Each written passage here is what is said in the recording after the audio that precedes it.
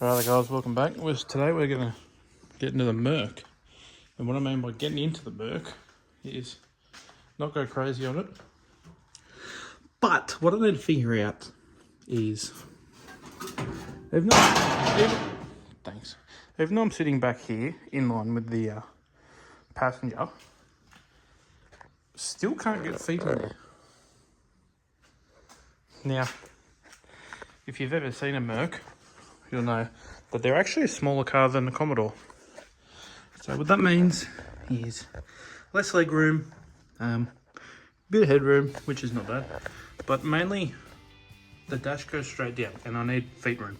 I can't push that pedal down because that's way too short. So hopefully what we're going to end up doing is, well, if I show you this side, you can see that there's a cross brace bar there.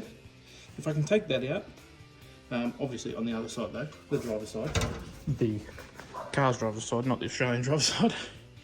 If I can remove that bar and sort of redo the tin work and scallop a foot pedal box sort of thing back that way, we're gonna have a bit more room.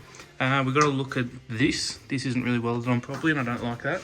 The steering rack is actually terrible. Hang on. So, steering wheel's on.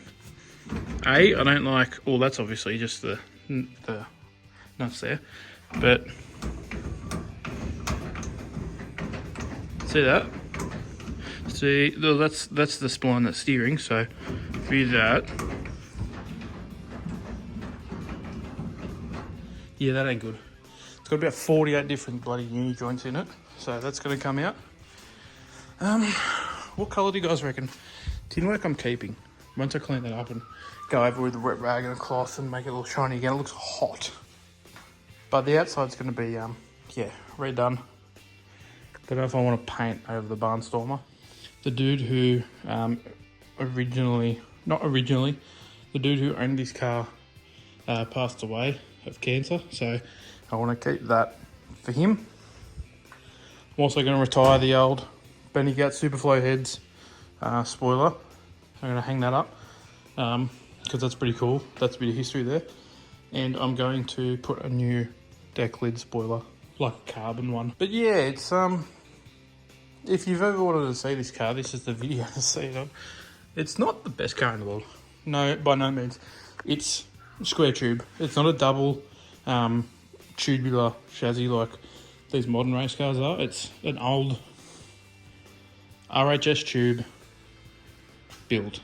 So, you know, I don't even know if it was ever measured up or anything, but what do you see?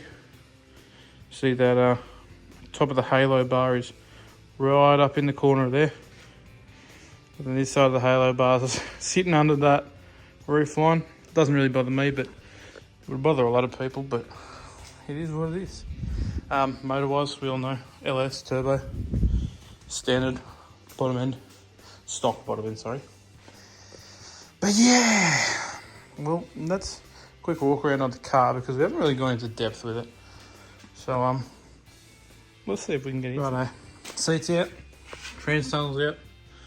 When they say there's not much to a race car, they honestly mean there's not much to a race car. Yeah, that trans tunnel is cool and all, but I think I might want to run a scatter shield because I'm sitting right next to gearbox and tail shaft. Like, nut level, ball sack level to a tail shaft and gearbox, and I don't want that to explode. Another thing I'd love to do is get in here with like a stone guard or a raptor liner and just attack every bit, like this white bit of the roof, even this. I would love to go around where the yellow bit is and paint all that black. And I reckon from this panel down, all black. So dash black, floors, and that little step up panel. Black, obviously keep this red and those panels red, like this bad boy and this door card. But yeah, black here, all black in the roof. It'll just tidy it up a bit more. There's about 43 different colours in here. These throw me. these little bits here, these little infill panels. Obviously you can't make a one-piece unit with roll cage because it just doesn't work. You got to get around it. You got to be able to take it out if you have to. But that he absolutely fries my brain. Surely there's a nice little thing we can make up that looks better than that. But we'll see how we go. See if it ends up being an issue later on, because you know, when you get a motor and box in and the car's ready to go, you're probably not going to ever think about that again. So yeah, replacing this parachute lever bracket is a must. That is just horrible. Just like a rusty piece of metal out of the junk pile. That's gone. I don't like grabbing above your head for a parachute mount. Although I've never raced, I just don't find it comfortable having to grab you above your head if you want to pull the lever. A lot of cars do it, but I would prefer it on the other side of the trans tunnel. So you can just, you know, when you're driving, or you want your shifter, and then move over and then pull the chutes, whichever way you go.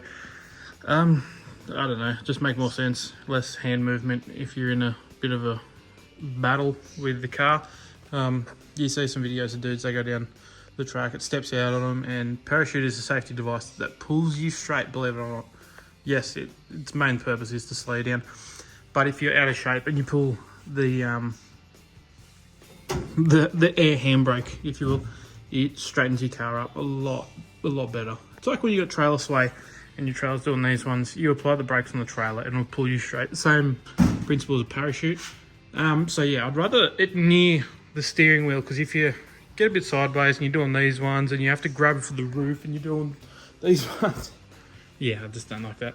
I'd prefer just to be able to just, you know, if you're two hands on the wheel like this, and then you just go over and grab your lever there, and it's muscle memory, it's next to your shifter. It just makes more sense to me anyway.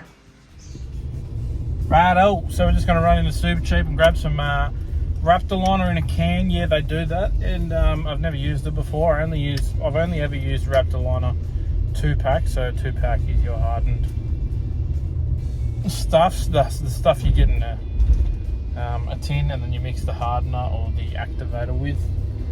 But we'll give this a go. I don't care what it looks like, as long as it's uniform. Yeah, I'm a spray painter, but you know, usually the cars that a spray painter puts out are the best cars he's ever done. But his own car obviously looks like a piece of shit. I don't know if you noticed. I've noticed when I go to Summer Nuts, I see all these cars and it's like so-and-so panel and paint or smash repairs. And what they're driving is an old hot rod that doesn't got paint on it. They're driving an old hot rod that doesn't have paint on it, which I find hilarious, because they build a car and they're just like, last thing I want to do is paint. And I'm in the same boat. That's why I'm probably going to wrap the Merc, because I do not want to paint my car. So yeah, that's pretty funny. That's just a little thing I saw that I thought was pretty funny. Anyway, we'll go on Super Cheap and get off the phone. Righto. So we've got our mighty fine Raptor. Whoopsie. Now to head back home. Yeah.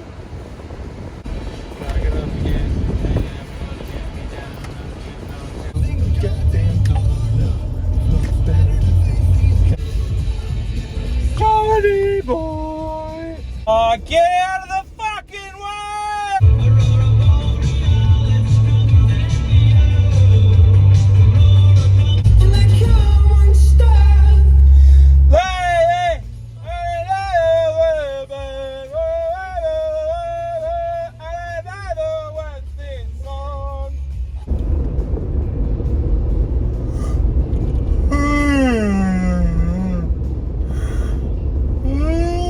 Did I make you yawn? Alright, we're back. This bad boy's drilled out.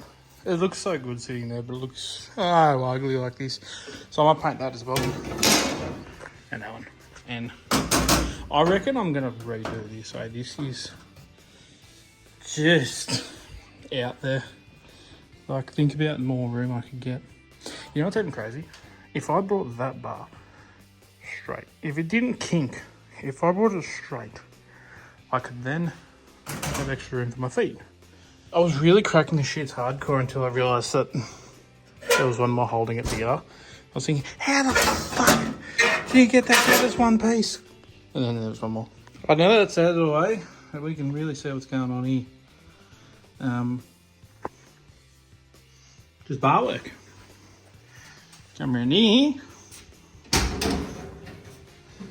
And we can see why I've got no foot room. Obviously we saw that before, but if there was any possible way I could bring that bar dead straight, we'd be cheering. That looks disgusting, and that's not saying. But yeah, that's gonna go. Don't like that. Probably put a sheet running right across the front, and I don't know how I'm gonna do it, but maybe see if I can steal this panel off the Merc so I can put a glass window back in. I like the idea of perspex, but I love glass front. You can always clean them. They don't melt, they don't chip, really. Unless you throw a rock at them, but yeah, I prefer them. So I had to take this beautiful piece of door trim off to get to this butchered mess, because this perspex somehow fell down there. So just gotta pull that bad boy up. This is nice and tight in there. Oh great, you can't see a lot through there, it's got paint on it. Bear with me. So, what I'm assuming is that like a pin, maybe through there or something. I don't know. There's holes up the top there. There's one hole there, so I assume it was held, in place. Maybe like a bit through there and a bit through there. I don't know. I reckon it looks fucking stupid, but anyway. That does not look real clear. I don't want to be able to see out of that. So maybe I'll cut them, trace them to new pieces and cut it. Not too sure. See how we go anyway. Well, anyway, there's the passenger glass in, or driver's glass in. That was down in that door before I bought the car. So yeah, I don't know how we're going to keep that in there. Maybe a screw in the bottom to stop it going down. I don't know, we'll figure it out. I'm sure there's a way. There we go, so that's pretty much what we're sitting on. We've got a steel bar across there. That's it. That is it for your arse position. And a lovely brake line that's just been absolutely chopped. Nice. Anyway, don't know why it does that. Don't know why the car's built how it is. Anyone who knew of this car when it was for sale could probably understand why it was for sale for a long time. But anyway, here we are. Going to give life into the old beast and get it pretty again. But don't assume I got a bargain, because I can guarantee this car's not a bargain. Definitely not a bargain. Someone else's problems. Alright, so me and my ADHD forgot to show you guys how to use this, but it was pretty much 2 coats from 30 centimetres away over the whole thing.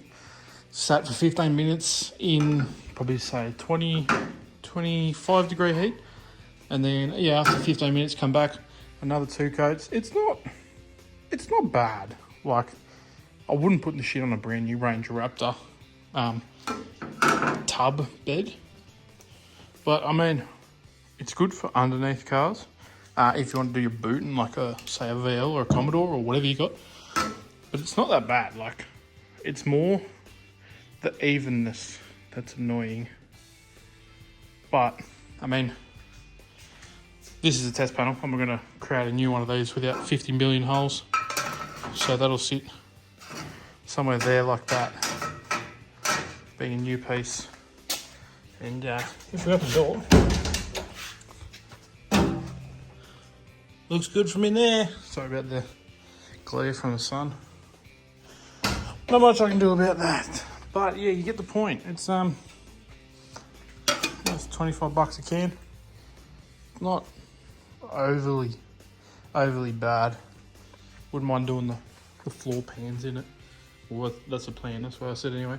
So we're gonna do the floor pans in it and like pretty much dash, top, floor pans in that back section. But I'll do that another day because it's getting kind of late. And yeah, that's do it, guys, for that episode. Not a very interesting one. Not a lot of these, you know, early stages are, because you're seeing the same old car time and time again pull apart. But once we get into it and the motor's all hooked up, ready to go, and everything's all good, well, then it'll be more interesting for you guys. But for now, if you like seeing this stuff, well, there you are. Thanks, guys. I'll see you next time.